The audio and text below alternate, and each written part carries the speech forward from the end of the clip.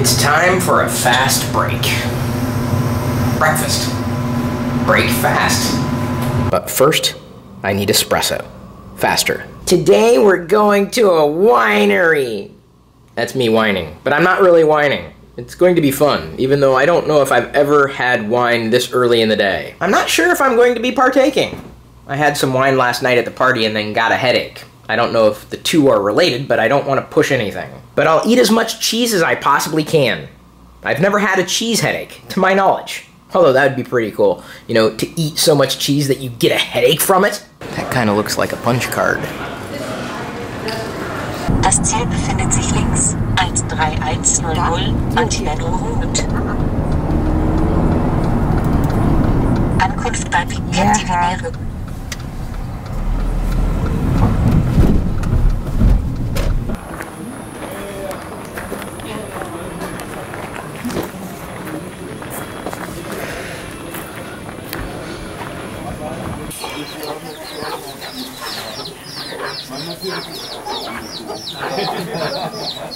Can I have one?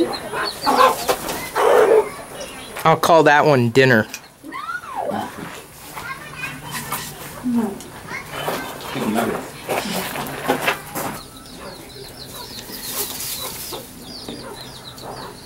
The trick is you want to follow through, so don't just stop short. You want to kind of push the whole thing up. Okay. Aim for the road right there. Okay. Oh, that's dangerous.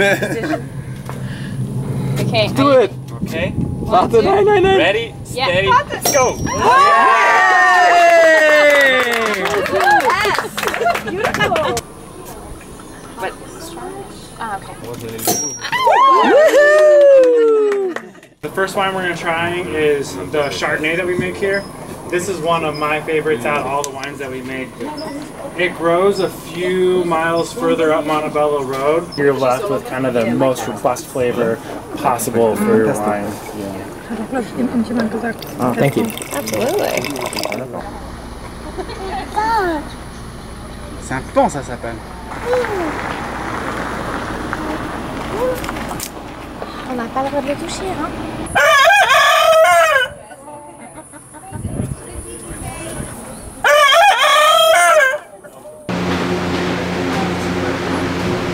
It's like drinking wine in a barrel.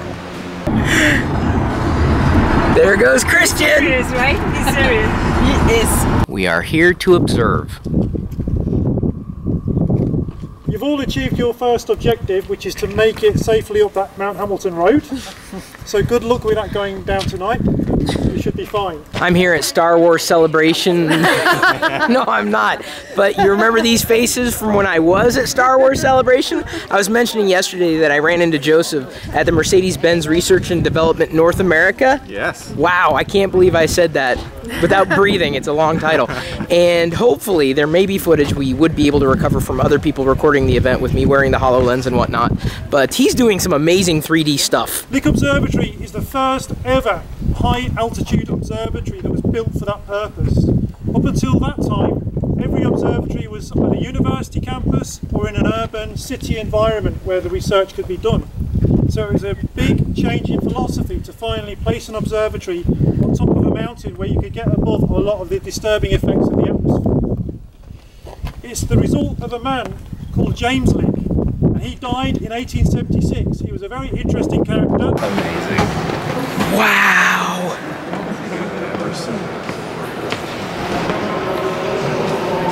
So when this telescope started operating in 1960, it was the second largest telescope in the world. The telescope that's moving is 145 tons, and it's being driven by a motor that is 1/4 of 1 horsepower. So that's less powerful than the garage door opener.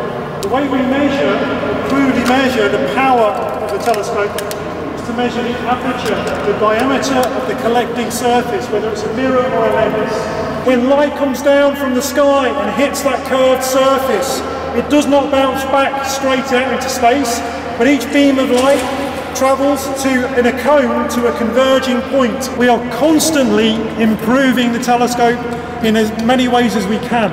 So while the mirror dates from about 1945, The telescope structure dates from about 1960, but the cameras we use date from maximum about 5 years ago, and the software to control the cameras date from Friday last week.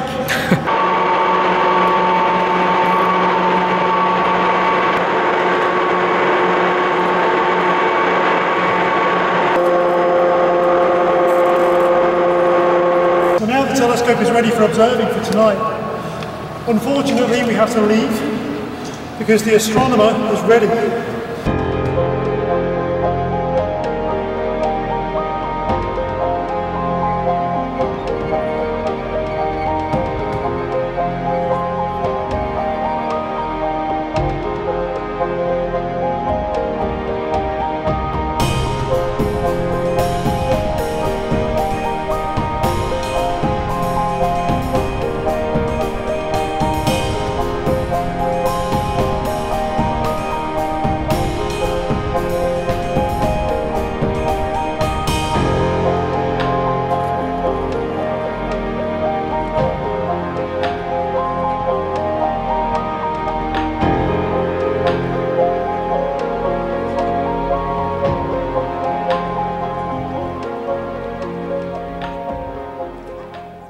This telescope acquires automatically a star, puts it in the slit, and then looks at the lines in the spectrum, moving up towards and away from us, over regular cycles.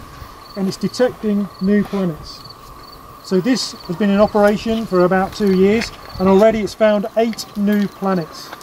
This is a robot, there's no astronomer controlling this. Hopefully that will operate for 10 years and more, and we'll be detecting new planets all the time.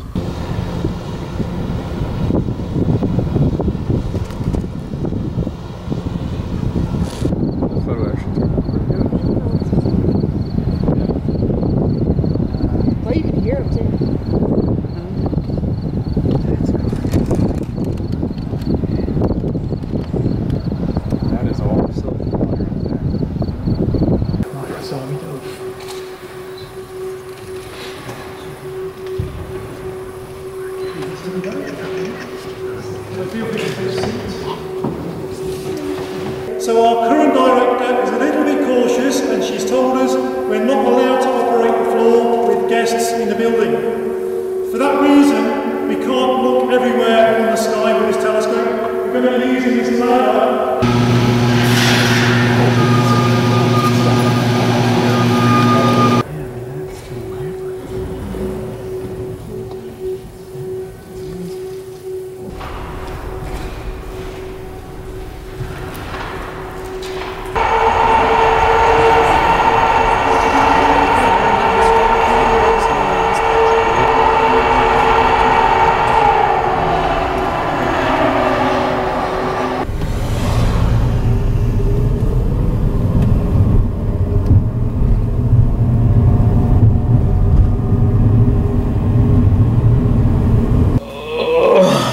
So very tired, but that was so very awesome, so worth the hour-and-a-half trip up and down the mountain. We had a chance to look at 2 phenomena. One was a star cluster where simultaneously we could see 500,000 stars.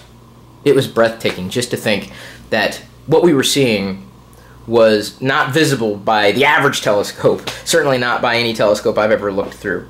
And then the second one was 2 galaxies, whirlpool, where you could make out the arms of one of the galaxies, although it was very, very, very faint, but that was 24 million light years away. I think I'm saying all this right, I don't know. Like I said, I am tired, but it was so amazing. Maybe not visually compelling, like, you know, looking at a planet, we didn't see any planets, although I guess a few of them may have been out, but just knowing that what you were looking at took so long, that light took so long to get here, it was pretty cool.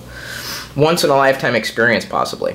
Yeah, so this is now a daily lifetime experience because I'm going to bed. Thanks for taking a second right now to tap the like button before you watch our next story and for interacting with us across social every day. Your support is always appreciated, and if you'd like for us to keep sharing our daily story with you, we hope you pledge on geekfamilyfun.com. You'll get even more of what you love from us, advanced screenings, behind the scenes, and most importantly, you'll ensure that we can keep doing this for you. See you tomorrow.